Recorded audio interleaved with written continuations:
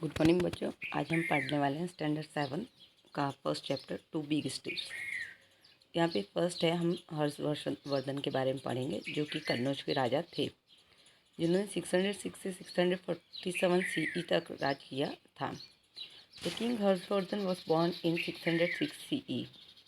After the death of his father Prabhakar Vardhan, Harshvardhan elder brother Rajyavardhan ascended the throne of Thaneshwar. However, Rajyavardhan was killed by the king of gods Shashank. Their sister Rajshri was imprisoned by the king of Malwa, Devgupta. Under these circumstances, as advised by the leader of the kingdom, Harshvardhan shouldered the responsibility of Thaneshwar. जो king Harshvardhan थे वो 606 CE में born हुए थे। उनके पिता की death के बाद प्रभाकर वर्धन, जो हर्षवर्धन के बड़े भाई थे, वो उनके पिता प्रभाकर वर्धन की डेथ के बाद उनके बड़े भाई राज्यवर्धन जो है वो राजगद्दी पे बैठे, थानेश्वर की राजगद्दी पे बैठे। पर राज्यवर्धन जो थे उन्हें जो गॉड किंग शशांक था उसने मार डाला, और उनकी जो बहन थी राजश्री, उसको भी जो मालवा का राजा था देवगुप्त, उसने कैद कर लिया था। इस प्रकार ऐसे जो सर्कमस्टेंसेस बने उसमें उनके एक लीडर ने उन्हें एडवाइस दी कि अब हर्षवर्धन आपको ही सारी जिम्मेदारियां जो है थानेश्वर की वो उठानी पड़ेगी। इसीलिए हर्षवर्धन जो है उस समय वहाँ के थानेश्वर के राजा बन गए। थानेश्वर जो है वो आज के समय में पंजाब और हरियाणा जो है, आज का प्रेजेंट पंजाब और हरियाणा जो है उसे थानेश्वर कहा जाता है। Immediately after ascending the throne, he decided to free his imprisoned sister, Rajyashri. In the meanwhile, she had escaped from the clutches of Devgut and run away into the Vindhya forest. He went in search for his sister, and with the help of the people living in the forest and a Buddhist hermit, Divakar Mitra, he stopped her sister from committing sati.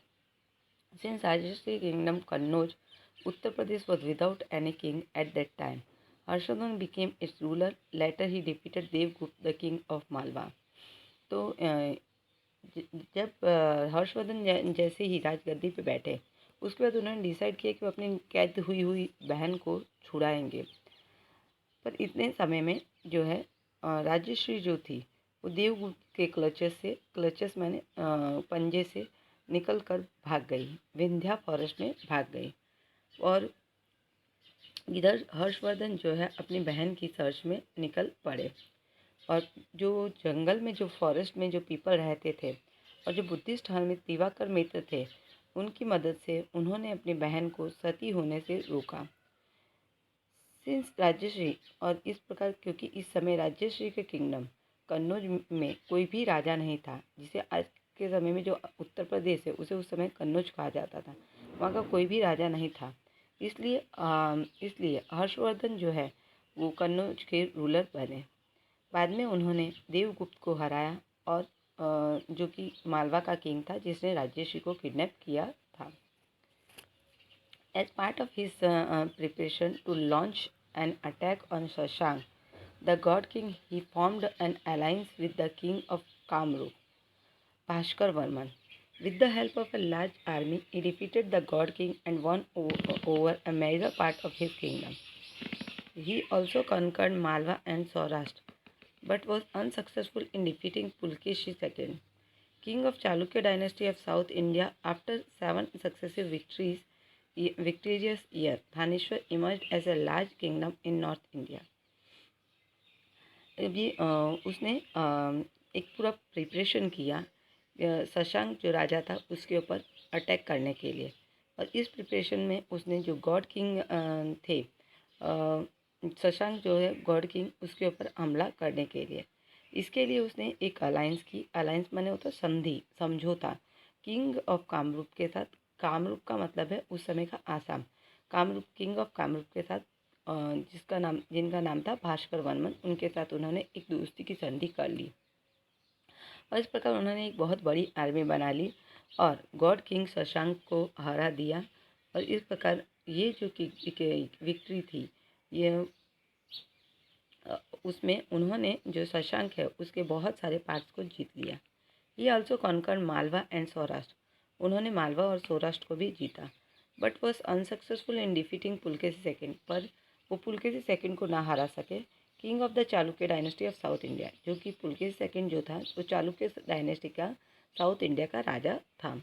After 7 successive victorious year, Thaneshwar emerge as a large kingdom in north India. और इस प्रकार 7 साल जब 7 विजय के 7 सालों के बाद 7 सालों तक लगातार विजय पाने के बाद थानेश्वर जो था वो एक बहुत ही बड़ा किंगडम बन गया हमारे नॉर्थ इंडिया में। Harshvardhan reign and administration. Harshvardhan personally supervised the administration of his state by traveling extensively to different part of his empire.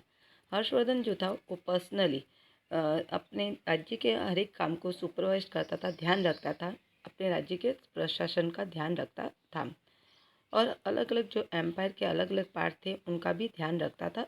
खुद ट्रैवल करके वो उन सब जगहों पे जाता था और ध्यान रखता था। उसने अपने डेली रूटीन को 3 पार्ट्स में डिवाइड कर रखा था। The first was for administrative purpose. जो फर्स्ट पार्ट था उसका वो एडमिनिस्ट्रेटिव पर्पस के लिए था। Well the other 2 parts were devoted to public welfare. जबकि दूसरे जो पार्ट थे वो उसने पब्लिक वेलफेयर माने लोगों की भलाई के लिए और रिलीजियस एक्टिविटी माने धार्मिक कार्यों के लिए रखे हुए थे। He was diligent in carrying out his administrative responsibilities that at time he even forgot to have his meal.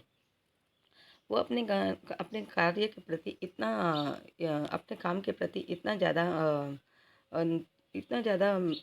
बहुत ज़्यादा रिस्पॉन्सिबल था कि वो कभी कभी तो अपना खाना पीना भी भूल जाता था। मील माने खाना पीना, वो कभी कभी अपना खाना पीना भी भूल जाता था। To help him in administration, Harshvardhan had commander-in-chief of the army, Pratihara Dwarpal, Sandhi Vigreka foreign minister, Rajdut ambassador, Prajya Mantri, Mahadandakya chief justice and अक्षय पटालिका रजिस्ट्रार। तो इस प्रकार एडमिनिस्ट्रेशन में हर्षवर्धन की हेल्प करने के लिए उसके लिए कमांडर इन चीफ आर्मी थे, प्रतिहार था, संधि विग्रहिका, राजदूत, प्राज्य मंत्री, महादंडक्य और अक्षय पतालिका था। Imprint left by Harshvardhan. Harsh built many rest houses, wells, stepwells, lakes, muds, vihars, and also prohibited animal slaughter. Harshvardhan ने बहुत सारे यात्रियों के लिए रेस्ट हाउस बनाए, कुएं बनाए, स्टेपवेल बनाए, लेक बनाए, मठ, विहार और साथ में उसने एनिमल स्लॉटर जो जानवरों को मारा जाता था उस पर भी रोक लगाई। हर साल वो एक बुद्धिस्ट रिलीजियस मीट ऑर्गेनाइज करता था जिसमें बौद्ध धर्म के बड़े बड़े गुरु जो है आया करते थे। Every 5 year he would organise a huge religious congregation at Prayag. हर 5 साल में वो प्रयाग में एक बहुत बड़ा धार्मिक सम्मेलन कराया करता था। There he would be donated generously till his entire treasury was emptied and would even give away the ornament he would be wearing at that time. वो बहुत ही ज़्यादा जनरस था। जनरस माने दानी था। वो अपना वो तब तक दान करता रहता था जब तक कि उसका पूरा खजाना खाली नहीं हो जाता था। Would even give away.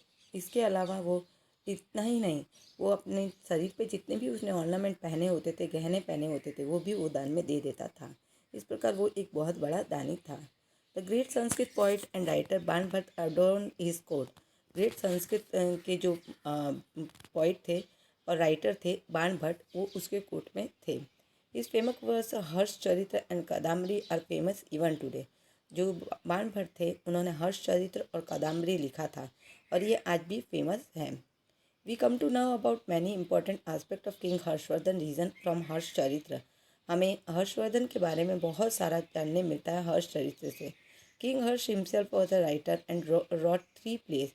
King Harsha खुद भी एक बहुत बड़े राइटर थे और उन्होंने भी 3 जो है प्ले लिखे जिनका नाम है नागानंद, रत्नावली और Priyadarshika. Emperor Harshvardhan empire. Nalanda university. King Harshvardhan extended all possible assistance to Acharya Shilbhadra and made Nalanda into a world famous university. King Harshvardhan ने जो है आचार्य शीलभद्र की हर एक तरह से मदद की और नालंदा यूनिवर्सिटी को वर्ल्ड की फेमस यूनिवर्सिटी बनाया। The university had access to the revenue of 100 villages given to them by King Harsh for its upkeep and maintenance.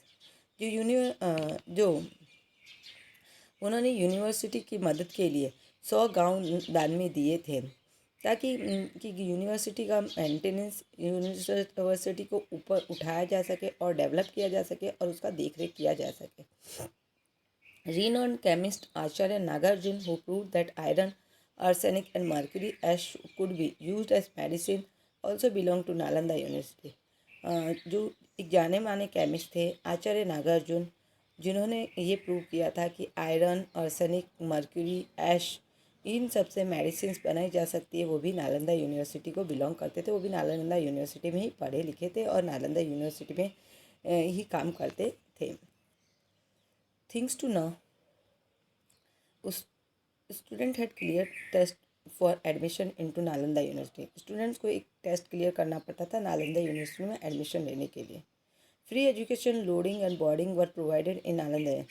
और नालंदा यूनिवर्सिटी में फ्री में एजुकेशन दिया जाता था. लोडिंग और बोर्डिंग जो होता था वो भी नालंदा यूनिवर्सिटी में फ्री होता था. रहने और खाने का भी वहाँ पे फ्री में दिया जाता था. The extensive library of Nalanda university was known as Dharmaganj. और एक बहुत बड़ी लाइब्रेरी थी नालंदा यूनिवर्सिटी, उसे धर्मगंज के नाम से जाना जाता था. Life of the people. Information about the reign of King Harsh is available from the writing of Chinese traveler Hin Seng. हमें जो उस समय का जो हर्षवर्धन का समय था, उस रीजन हर्षवर्धन के समय के जो राज्य था उसके बारे में हमें एक चाइनीज ट्रैवलर हिन सेंग उनसे जानकारी मिलती है, उनकी राइटिंग से जानकारी मिलती है. Towns and villages of the time were fortified and had huge gateway at the entrance. Town और विलेज जो थे उस समय के वो फोर्टिफाइड थे. उनके चारों तरफ किले बनाए गए थे और बहुत बड़े बड़े उनके चारों तरफ जो थे अंदर आने के लिए गेटवे थे, दरवाजे थे. The society was divide into 4 group. Society जो थी 4 भाग में बटी हुई थी. Well the purdah system and intercaste marriage were not prevalented at that time. तो उस समय में पर्दा प्रथा और इंटरकास्ट मैरिज नहीं होती थी. Custom of Sati, child marriage and polygamy had started by them. उस समय सती प्रथा, जिसमें जो औरतें होती है जब उनका हस्बैंड डाइड हो जाता है तो जिंदा ही हस्बैंड की चिता बैठ जाती है, ऐसी सती प्रथा, चाइल्ड मैरिज माने बाल विवाह, छोटे बच्चों की शादी, और पॉलीगैमी माने एक से ज़्यादा पत्नी रखने की प्रथा चालू थी, स्टार्ट हो गई थी. The local diet consisted of milk and milk product, wheat, rice, fruit and vegetable. जो लोकल डाइट थी उस समय के लोगों की वो थी दूध, दूध से बनी हुई वस्तुएं, गेहूँ, चावल, फल और सब्जियाँ. दे वोर क्लीन सिंपल वाइट क्लोथ्स. वो लोग एकदम साफ़ सुथरे और सफ़ेद रंग के कपड़े पहनते थे. मैन वोर धोती एंड वुमेन वोर साड़ी. आदमी जो था वो धोती पहनता था और औरतें जो थी वो उस समय साड़ी पहनती थी. There ornaments were made from flower. वो लोग ऑर्नामेंट्स पहनते थे जैसे रिंग, बैंगल, ब्रेसलेट, नेकलेस, तो वो सारे ऑर्नामेंट उनके फूलों से बने होते थे. Chess and games of dice were popular means of entertainment. और उनका एंटरटेनमेंट मनोरंजन करने के लिए वो लोग चेस और गेम ऑफ डाइस खेलते थे. Acrobat and conjurers wander from village to village entertaining people. Circus करने वाले और जो कंजर होते थे जो भेष बदल के लोगों का मनोरंजन करते थे, वो एक गांव से दूसरे गांव घूम के लोगों का एंटरटेनमेंट करते थे, माने मनोरंजन करते थे. Next, farming and animal husbandry were the main occupation of the people. Land revenue was 1/6 of the production. Farming और एनिमल हस्बेंड्री जो है इस समय के लोगों का मुख्य जो है ऑक्यूपेशन था, माने काम धंधा था. यहाँ पे रेवेन्यू जो था, रेवेन्यू माने टैक्स, राजा को जो टैक्स देना पड़ता था, वो जो भी फसल होती थी उसका एक 1/6 पार्ट माने छठा भाग देना पड़ता था. Internal and international trade was carried out by वेश्यास.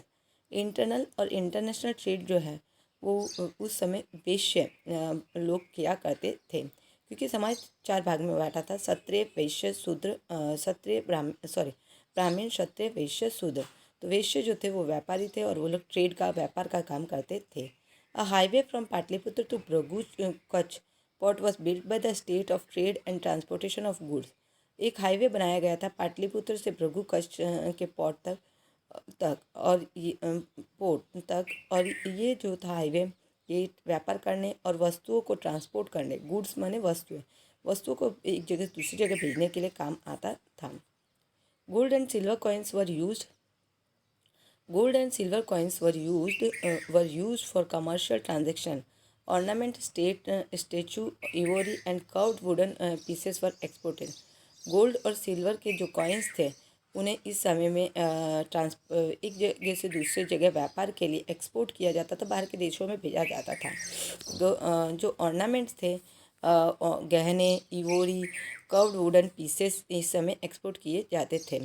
Ornament माने गहने, स्टेचूज माने मूर्तियाँ, इवोरी माने हाथी दांत से बनी वस्तुएं और कर्व्ड वुडन पीसेस लकड़ी पे सुंदर जो कारीगरी की जाती थी उसे बाहर के देशों में एक्सपोर्ट किया जाता था। The export of different material from India increase his prosperity. इस प्रकार जब हमारी इंडिया से अलग अलग वस्तुएं बाहर के देशों में भेजी गई तो इससे भारत की खुशहाली बढ़ी। During the reign of king Harsh, India had good business relation with Rome which led to the inflow of gold in India. Harshvardhan के समय में इंडिया का जो रोम के साथ बहुत ही अच्छा व्यापारिक संबंध था, इसीलिए हमारी इंडिया में रोम से उस समय बहुत ज़्यादा सोना आ गया था।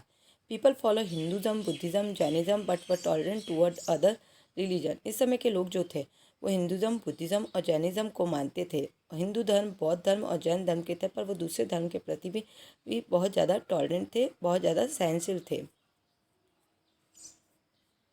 ये हिन सेंग है, ये हर्षवर्धन के राज्य में आए थे और उन्होंने हर्षवर्धन के राज्य के बारे में लिखा था। उनकी Hiन Seng. The Chinese traveler Hiन Seng visited India during Harsh region, studied Buddhism at Nalanda for 5 years. हिन सेंग जो थे वो हर्षवर्धन के राज्य में आए थे और वो वहाँ 5 साल तक उन्होंने नालंदा यूनिवर्सिटी में बुद्धिस्ट धर्म की पढ़ाई की थी।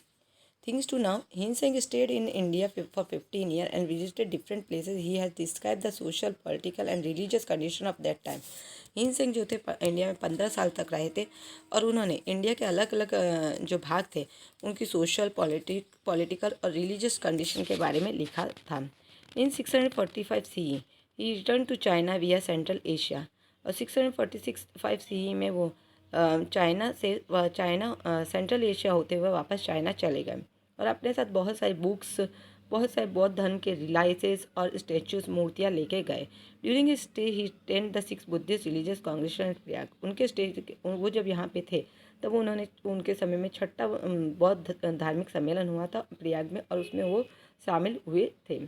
हिन सेंग हैज़ नोटेड दैट, हिन सेंग यहाँ जब रहे तब उन्होंने नोट किया देयर वर 100 बुद्धिस्ट मठ इन हर्ष किंगडम, कि हर्ष के किंगडम में बौद्ध धर्म बहुत ही फैला हुआ था और उस समय 100 जितने बुद्धिस्ट मठ थे हर्ष किंगडम में।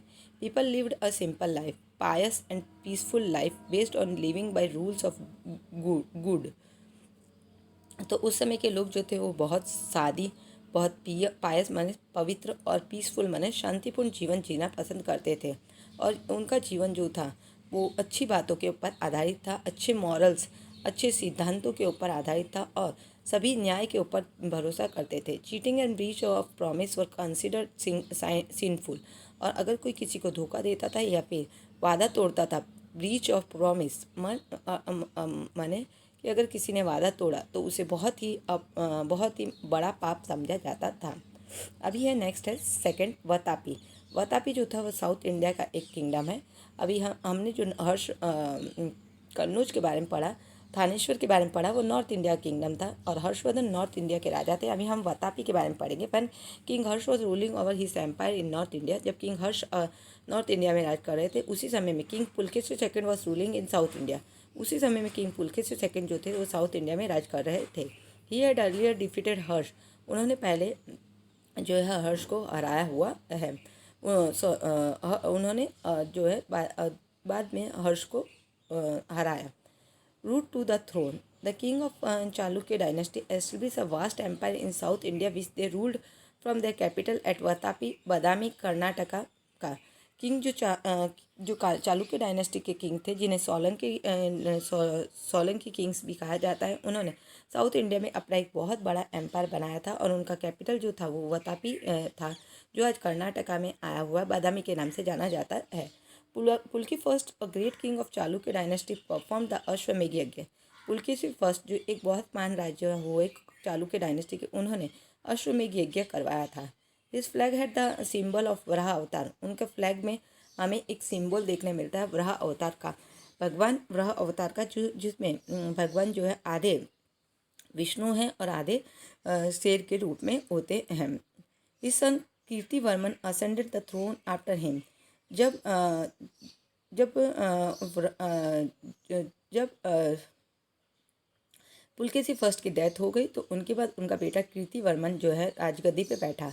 ही was succeeded by his brother Mangalesh. Kirtivarman के बाद उनका भाई जो है मंगलेश राजा बना, जिन्होंने मंगलेश ने जो है एक बहुत बड़ा विष्णु टेम्पल वातापी में बनवाया था। After him, the righteous Pulkeshi II became king and ruled over the empire for about 30 years. जब पुलकेशी सेकंड की डेथ हो गई तो उनके मंगलेश की डेथ हो गई तो उनके बाद उनका जो बेटा था पुलकेशी सेकंड वो राजगद्दी पे बैठा और उसने जो है 30 साल तक रूल किया। जो 30 साल तक उसने रूल किया Pulkeshi II. Pulkeshi was the valiant king who won many battles. His first victory was over Lat, followed by his own win over the Gurjar, North Gujarat. Pulakeshi जो थे एक बहुत ही वैलेंट माने बहुत ही मेहनती राजा थे और उन्होंने बहुत सारे युद्ध लड़े थे। इस फर्स्ट विक्ट्री उनकी जो पहली विजय थी वो लात के किंगडम जो साउथ गुजरात में आया है वो उसमें थी। उन्होंने इसी किंगडम को जीतने के बाद बहुत सारे गुजरात, नॉर्थ गुजरात जिसे उस समय गुज्जर कहा जाता था, वो भी जीता था। He gain control over the Vengi region that lay between the river Krishna and Godavari and also acquire Andhra Pradesh. उन्होंने वेंगी रीजन को भी जीता था जो कि उस समय कृष्णा और गोदावरी नदी के बीच का भाग आता था। साथ में उन्होंने आंध्र प्रदेश को भी जीता था। He transform the capital Vatapi into a city of magnificent and splendour. उन्होंने वातापी को एक सिटी बहुत ही सुंदर सिटी बना दिया और बहुत ही महान सिटी बना दिया। The armies of Harshvardhan and Pulakeshi second fought a great battle near river Narmada in which the former was defeated. जो आर्मी थी हर्षवर्धन की और पुलकेशी सेकंड की, उन्होंने रिवर नर्मदा के किनारे युद्ध लड़ा और इसमें जो है पुलकेशी सेकंड हर्षवर्धन जो है वो हार गए। This halted Harsh expansion towards South India and so the empire of Kannauj could not extend beyond Narmada. इसी विजय जो ये पुलकेशी सेकंड जीते उसी कारण हर्षवर्धन जो है साउथ इंडिया में अपना राज नहीं बढ़ा सके और जो उनका एम्पायर था वो कन्नौज तक ही सीमित रह गया। Pulakeshi second was not only a great warrior but also a lover of art. Pulakeshi second एक बहुत महान योद्धा ही नहीं थे बल्कि उन्हें कला से भी बहुत प्यार था। The cave of Vatapi and Dharapur were built during his reign. जो केव थी वातापी और धारपुर की वो उनके रीजन में ही बनाई गई थी। Famous caves mural of Ajanta were also painted eight that time. जो केव म्यूरल्स हैं, जो अजंता की जो केव्स हैं उनमें जो सुंदर सुंदर चित्र बनाए हुए हैं वो भी उसी समय बनाए गए थे। जो पुलकेशी सेकंड थे उनके समय में ही बनाए गए थे। In his travel Heen Seng visited the court of Pulkeshi II and has given a vivid account of its grandeur. और जब हीन सेंग जो अपनी यात्रा पे थे तब उन्होंने पुलकेशी सेकंड के ये राज्य में भी गए थे और उन्होंने पुलकेशी सेकंड के बारे में भी एक बहुत ही महान पुलकेशी सेकंड के बारे में जो उन्होंने लिखा उससे पता चलता है हमें उनके महान विजयों के बारे में पता चलता है। ग्रैंडियर माने महान विजयों के बारे में पता चलता है। The king of the Chalukya dynasty were follower of Hinduism. जो किंग चालुक्य डायनेस्टी के जो राजा थे वो हिंदुज़म के फॉलोअर थे, वो हिंदू धर्म के मानते थे। During this time Buddhism went into decline while the Digambar Jain sect gain popularity. इस समय में बुद्धिज़्म जो था उसका करीब करीब अंत हो गया था साउथ इंडिया में, पर बौद्ध धर्म दो भाग में बट गया था। Decline while the Digambar Jain धर्म जो था दो भाग में बट गया था, श्वेतांबर और दिगंबर जो था वो साउथ इंडिया में बहुत पॉपुलर हो रहा था। Harshvardhan and Pulakeshi second were contemporary ruler. Harshvardhan और पुलकेशी सेकंड जो है समकालीन एक ही समय में राज करते थे। जब हर्षवर्धन नॉर्थ में राज करता था तब पुलकेशी सेकंड साउथ में राज कर रहा था। However Harsh fought fewer battle as compare to Pulakeshi. पर जो हर्ष है उसने फेवर बैटल्स लड़े पुलकेशी के कंपेयर में। वो कंटिन्यूड वैगिंग वॉर और पुलकेशी जो था वो अधिकतर युद्धों में ही लगा रहा। He finally met his end in 640 CE. Conflict with Pallava king of Kanchipuram. और इस प्रकार वो उसका एंड आ गया एक दिन जब वो 642 CE में उसका एक युद्ध हुआ पल्लव किंग ऑफ कांचीपुरम के पल्लव राजा के साथ। तो इस प्रकार पुलकेशी सेकंड का अंत हो गया। 642 CE में उनकी डेथ हो गई। King Harshvardhan died 5 year after him. King Harshvardhan जो है पुलकेशी सेकंड के 5 साल बाद मरे। तो इस प्रकार ये लेसन यहाँ फिनिश होता है बच्चों। आपको समझ में आया होगा बच्चों। Thank you, have a nice day, bye.